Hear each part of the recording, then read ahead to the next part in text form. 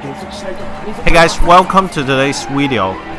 It is actually my first ever drifting event you guys just saw.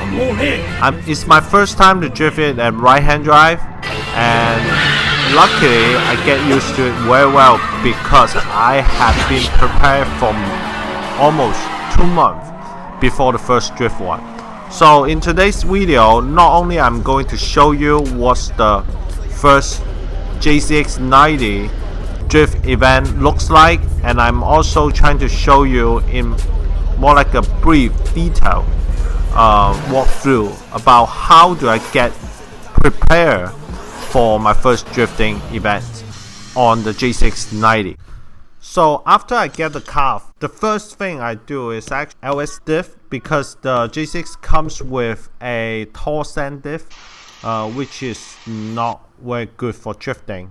It's like an open diff, to be honest, when it comes as an OEM. So getting a two-way cast LSD is the first thing to make it drift ready. And then the second week, I'm doing one of the most major thing for the drift setup, which is the angle kit and front suspension overhaul. Basically, I install a FTF angle kit and Yellow Speed Racing Pro Drift coilover. And then week 3 to week 7, actually I'm just doing all kinds of mode that I always think it would be good for the car, like for example oil catch cans, some wheels to make it look nicer, body kits. So but the most important thing is alignment. Before the drift event, alignment has to be done. Maintenance like oil change, spark plug change, so that the car will make sure there was no minor issue before I actually full throttle, get all sanded. Then load up the car and ready to roll. Here we go. It's the drift day today. Early morning, like 6-7 a.m. We drive off the car with Ken. Ken is driving the FD today. And we are rolling to Thunderhill for the Keep Them Little Committee drift event with the boys. So at around 9:30ish, we get to the track. It's already like everyone is already ready, so we're kind of late. Because today is just my test day, I'm gonna take it easy. And then we take can it do slow. some tandem. So load off the car, get it warm up a little bit, look around, talk to the friends. Haven't been talked to them for a while Yeah. since the COVID, and set off for my first run.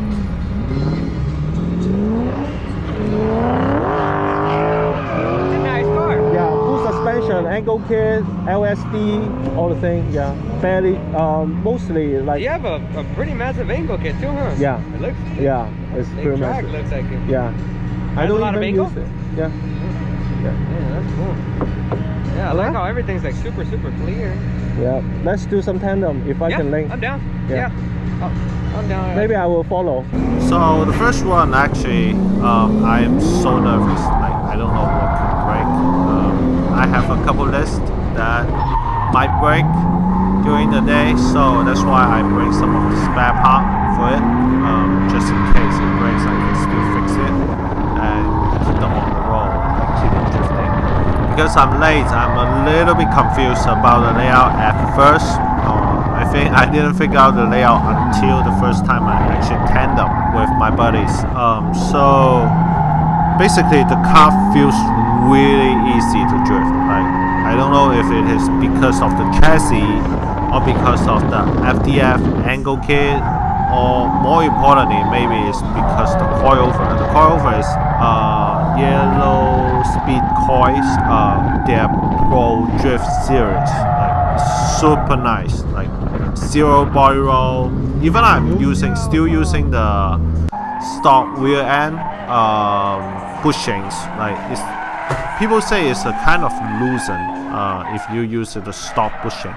but I never felt that as well. Maybe it's because the two-way LSD give a drivetrain setup. So yeah, it feels good. I'm barely lane turn, I would say, but actually I feel full confident for the rest of the day after the first run that drift around the car.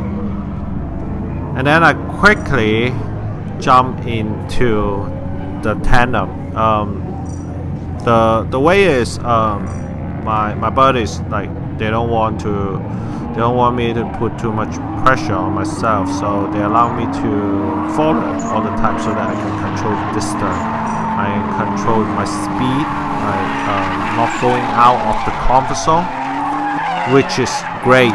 So, and I can learn the line, I can focus on my driving, getting used to the car, getting used to transition. To be honest, like, the car is heavy compared to the others because it's full interior. It is a 4-door, full size, the longest drift car I ever drift before. But the JC engine is insanely good. Like, sounds good, and the power band is so wide. You basically can kick off and spin the wheel whatever you want. I think the boost kick in at around 3000 RPM, which is normal, and then it quickly jumped to almost 14 psi. Currently it's still a stock car. The stock twins, I heard there will be fuel cut if you exceed like 15. But I didn't see any sort of like fuel cut yet from the car. I don't know if there was anything the previous owner did for the fuel cut defender, something like that. I don't know.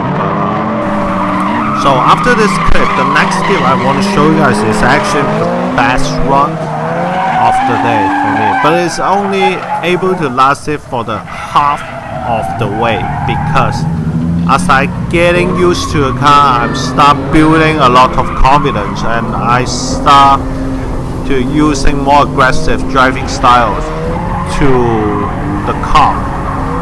Then because I'm using the electronic boost controller, and I'm setting around like 40% gain from my current settings, and then it actually boost surge at the middle of the race, and then it get up to 24 psi with those stock twins.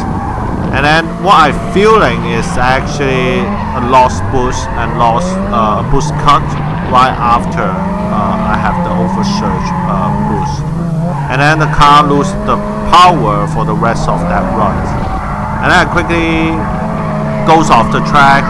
After that, just drive through it, right? Because the car is still able to drive. I have no reason to stop it. And because I don't want the behind car to confuse, so I just keep driving my line, but not able to like drift it so well. So after that, but it's really excited to see the car, like what it's capable with. The car is so quick. If you like, I can just like full throttle all the way with second gear, and then it make insanely big amounts of smoke. Like, none of my car actually make this level of power yet, and I have a bigger plan to do single turbo in the future as well. I'm expecting the car will be insane, like JC power, right? 500 horse, like kind of easy to achieve. I think right now the car has around 300. That with the full interior, the car is still like feels really quick. They are actually, after the oversurge boosting, they actually pop a couple vacuum holes. One is from one of the turbo. That's why it lost all the boost right away. And the other one is actually popped it from the OEM boost controller that sends the signal to the ECU, which lost all the signal. Then the ECU recognized, oh, there was no boost, and then they need to do the boost cut, or there was something wrong from the turbo that the ECU has to go as a limo. So that's the reason why I lost all the power at the track. I didn't find out on the track because it's kind of new to me for this issue, live it, and I'm gonna enjoy the rest of the day because I got enough testing, and I know this is not something really serious. I can probably fix it at home. So I spend the rest of the day actually helping Ken to taping his video and also driving his car, because his car is insanely modified, like one of the deepest modified car around us that day.